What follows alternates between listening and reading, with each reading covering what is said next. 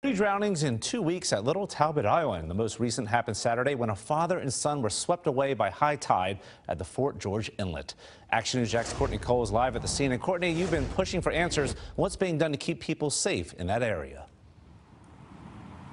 And just within the last 30 minutes, I received a response from the Florida Department of Environmental Protection. They tell me that now park staff is doing what they're calling an operational safety review. That means they're assessing signs and flags that were up on the day of the drowning. And the agency says this type of review happens after every severe incident at the park.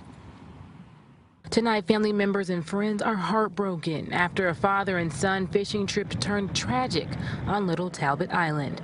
35-year-old Eric Smart and his 7-year-old son were swept away by high tide at Fort George Inlet on Saturday afternoon. A friend shared these new pictures of Smart and his son. James Rogers, a visitor to Little Talbot Island, said he found out about what happened from a family who also came down to fish. It's just so tragic whenever you get into a situation like that. I think of the mother who lost her husband, she lost her child, that there's so many families that are impacted by a loss like that.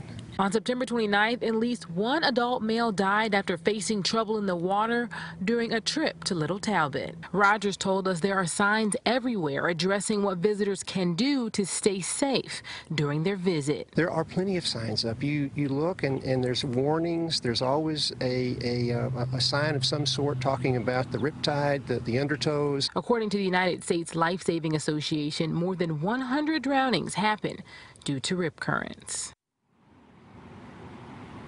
Now, while the father and son were fishing, the Florida Department of Environmental Protection says that only one side of the park is safe for swimming, and you guys are looking at it, the Atlantic side. That's where you can see people in the water. But it was here behind me at the Fort George Inlet where the fishing happened, and they say that it's not safe for swimming here, and that's why there are flags and signs to warn visitors of the dangerous conditions. Reporting live on Little Talbot Island, Courtney Cole, CBS 47, Action News Jax.